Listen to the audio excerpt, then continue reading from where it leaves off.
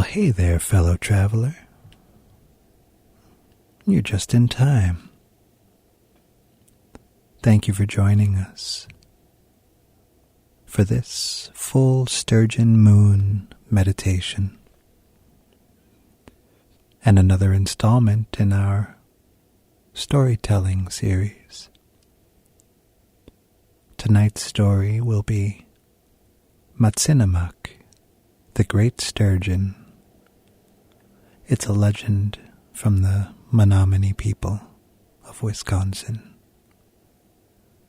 But before we get to that, let's take a moment, come into relaxation, and offer a little invocation. Tonight, in honor of the sturgeon moon, we call upon the spirit of the deep waters, the spirit of the storm and the stillness. Be with us now. We call upon the wisdom that swims beneath the surface, the great memory keepers of the lakes and the rivers. We call now too upon the moon, grandmother of tides, guardian of cycles, the great moon who pulls the water in our veins as surely as you guide the ocean's rise and fall. We welcome your luminous presence on this night of remembering.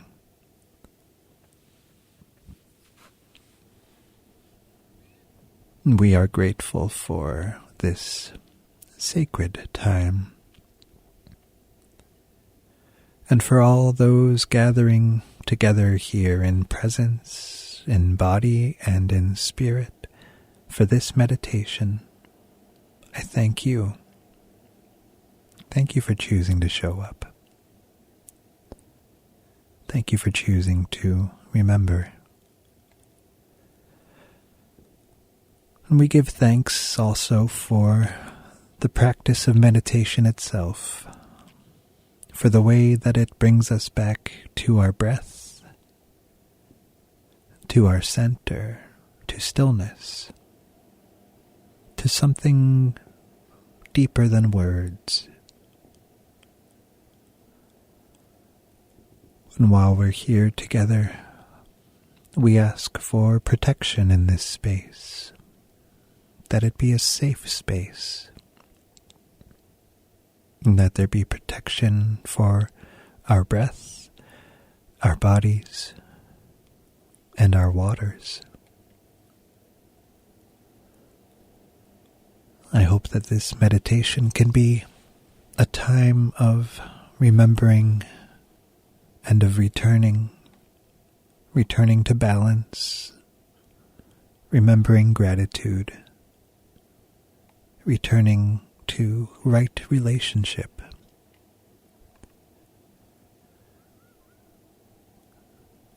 Now let's let our eyes soften or close,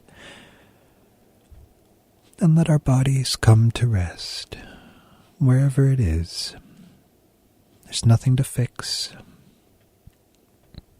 nothing to perform here, just relax.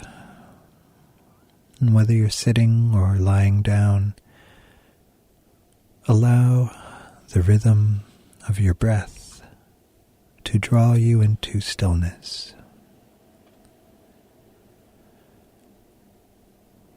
Inhale slowly and fully, and exhale gently and completely.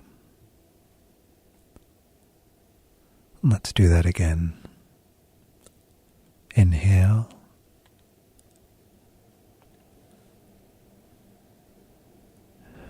and exhale.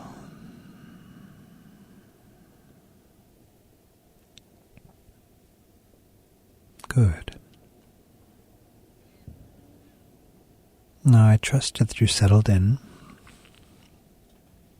And now I want you to listen and imagine the sound of water nearby. Whether it's the trickling of a slow-moving river, perhaps a deep lake, or just the quiet lapping of waves against stone. Let your nervous system tune in to that ancient pulse of water.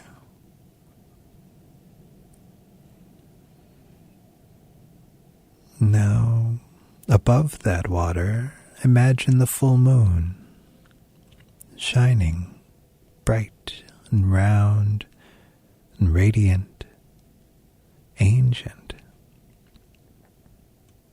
Let her light cast silver on the surface of that water.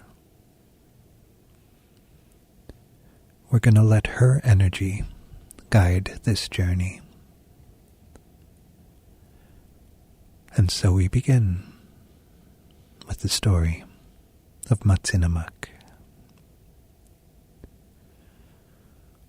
Long ago, before the people had carved roads into the land or bent the rivers with concrete, the Menominee people lived in deep relationship with the forests and the lakes and the sky. Their lives flowed with the rhythm of the seasons. And the rivers that cut through their homeland were not just sources of water or sources of fish. The rivers were sacred. They were alive. In those days, the rivers were wide and wild. And in the shadowed depths of one of the largest bends, something stirred, something ancient. They called it Mashe-Namak, the Great Sturgeon. This was no ordinary fish, no. Mashe-Namak was larger than a canoe and older than the trees that lined the riverbanks. His back was plated like a war club. His whiskers dragged the mud, and his eyes were like river stones, clouded with memory. He was not just a sturgeon, the people said, but a Manitou, a spirit being. At first, Mashe-Namak lived in harmony with the people. He would swim beneath the birch bark canoes without disturbing them. And when the fishermen offered thanks and sang to the river, they sometimes saw the shimmering flash of his great tail disappearing into the deep. But as time passed, some began to forget the old ways. They began to take more than they needed. They stopped offering tobacco to the river. And they joked that the songs were just for children, old stories for old people. And Mashe-Namak began to change. He grew restless, hungry, angry. Well, one season, the fish disappeared. Nets came up empty, and the waters grew dark, stirred from below. Sometimes at dawn, the people found shattered canoes drifting downstream, torn apart as if by some great beast. And they knew then that Mashe-Namak was rising. Well, the elders said that the spirit of the river had been disrespected, and the Great Sturgeon was punishing their forgetfulness. He had grown into something monstrous, but not by his own nature. Rather, it was by the imbalance in the people's hearts. So, the village held a council. They fasted and they prayed, and one young man, a humble boy named Peter, whose name meant he who listens, he offered to go and find Mashe-Namak, not to kill him, but to ask him what must be done. "Take my canoe," said his grandfather, "and take this offering of tobacco. Speak from your heart." And so Peter paddled alone into the deepest part of the river, where no bird sang, and the water moved like breath. He scattered the tobacco in a sacred way, and he sang the river's song. "Mashe-Namak," he said aloud, "Old one, I know that we have forgotten, but I remember now. I see what we have lost. What must we do?" For a long time, the water was still. And then the surface broke open, and the Great Sturgeon rose. His back was covered in scars, with moss hanging from his fins like old regalia. His eyes, dim as river stones, locked onto Peter. But he did not strike. He hovered. And then he spoke, but not with words, rather directly into Peter's mind. He said, "I have waited for someone to remember. These rivers are not yours to control.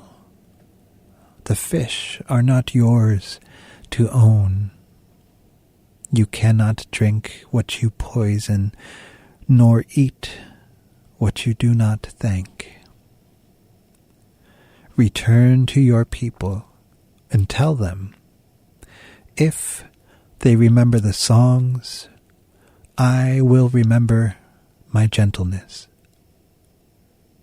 If they honor the water, I will guard it again. But if they forget once more, I will not rise as a warning, I will rise as a flood." And with that, the Great Sturgeon turned, his tail sending a ring of waves across the water, and he sank back into the river's heart.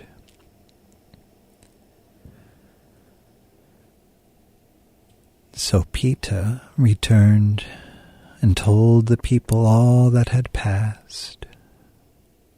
And that night, under the full moon, the one now above us that we now call the Sturgeon moon, the people sang the old songs by the river, and they made offerings. They promised to teach their children the names of the rivers, the songs of the fish, and the weight of gratitude. And though the people changed over time, they never fully forgot again, not entirely.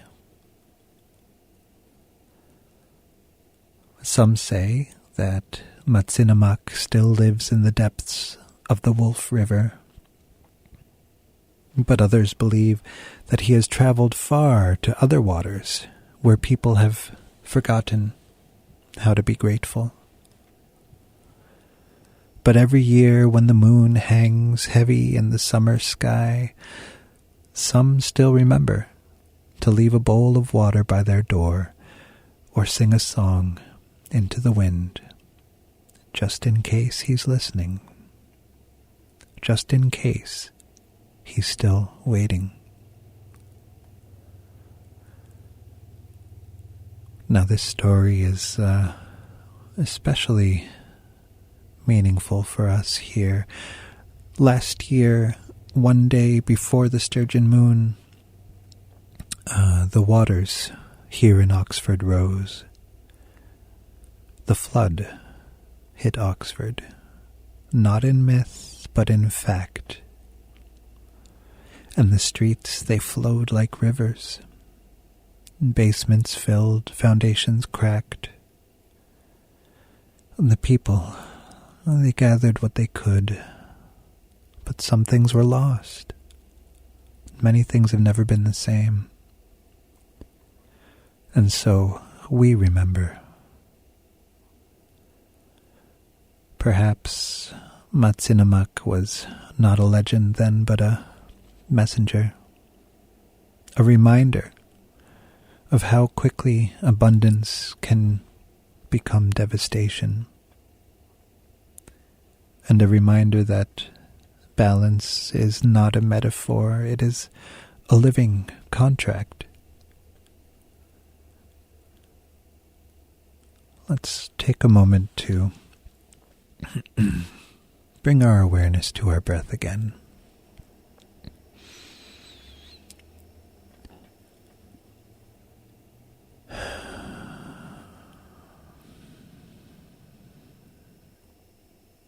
Imagine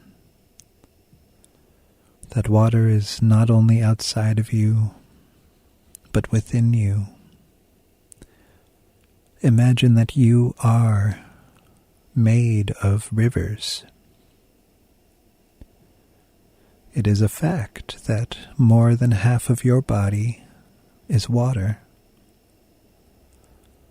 So every heartbeat, every teardrop, every drop of sweat is water moving through you.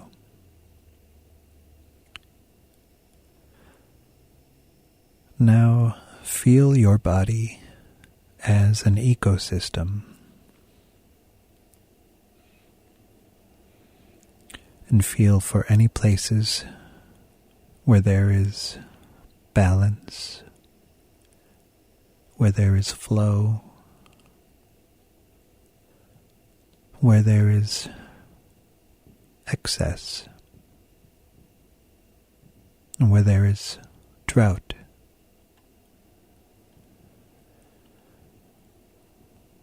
Now, breathe into those places of too much, whether it's tension, too much urgency, or overdoing. And now, breathe into those places where there is too little, where there is depletion, or neglect, or forgetting.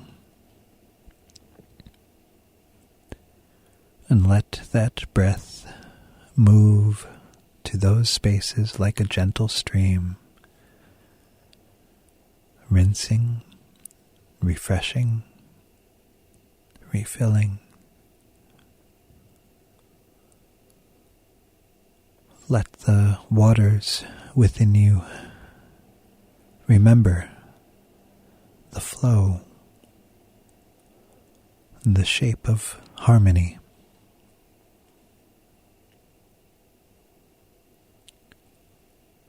And I want you to picture now the river that runs near your life, whether that's a real river or one that you've imagined.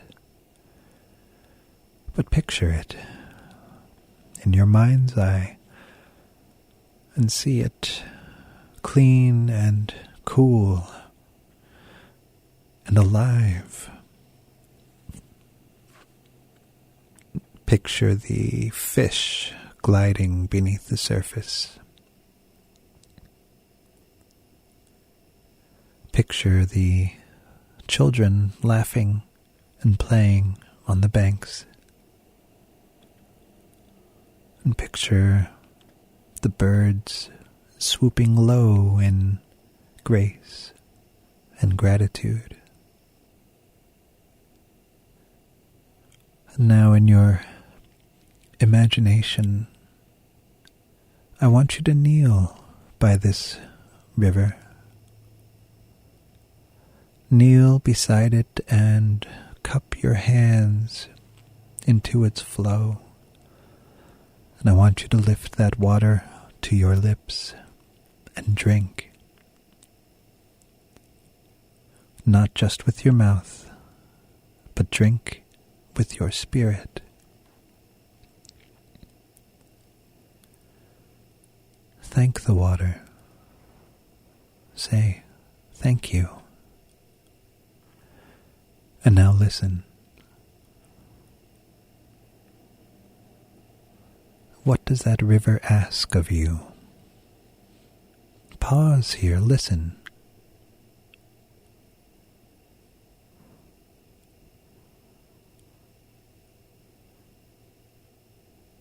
What do you want from me, river?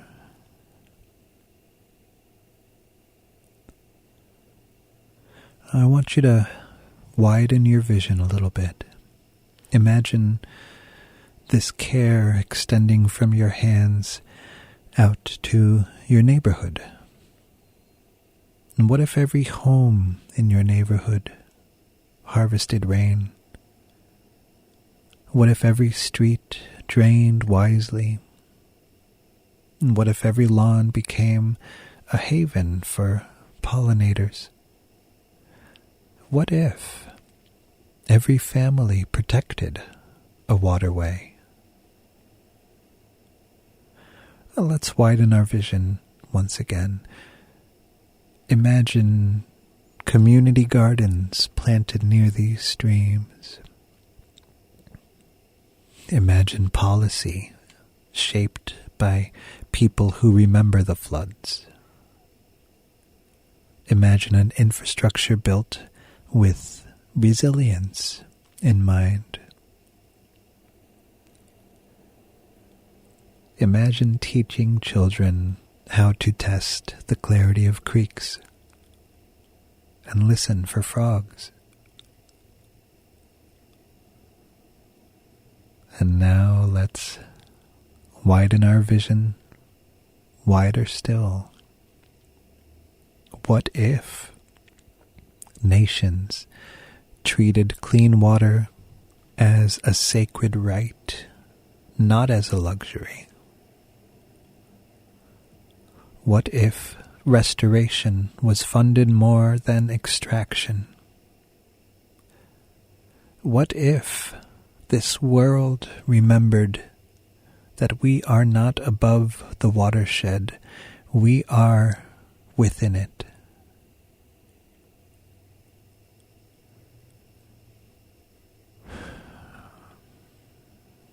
Let's pause here and listen again. Listen for Mashe-Namak. What one action can you take? What one shift might restore balance, not just for yourself, but for others? Listen for Mashe-Namak's answer.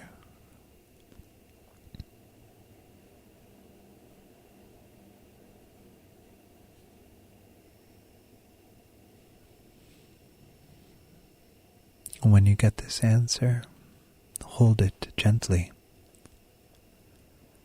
Let it rise in your imagination like the moon above us.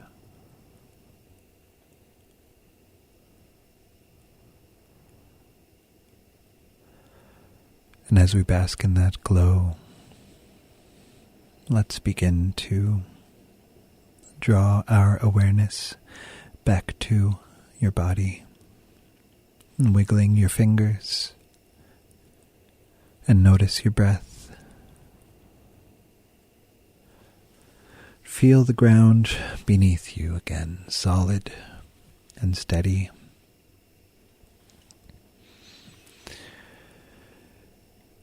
And I want you to carry this remembering with you that water is not a resource. It is a relative. It is alive. That it holds memory, and it notices how we treat it. So the next time that you take a drink, I urge you to pause and offer thanks to that water. And the next time it rains, offer a blessing. Let the sturgeon moon remind you that balance is not a luxury. It is a necessity. And even when the waters rise, we can rise too. To the spirit of the Great Sturgeon, Mashe-Namak, guardian of deep memory, we thank you. And to the rivers of this land and the rivers within us, may we never forget again. And to the people of Oxford and all the places that have been so touched by water's warning, may we move forward with increased reverence. And to you, moon, watcher of the tides, keeper of rhythms, thank you for your glowing witness. May we continue to move in time with you, and may we honor what you illuminate. And so we close this meditation in the way that we began, with our breath,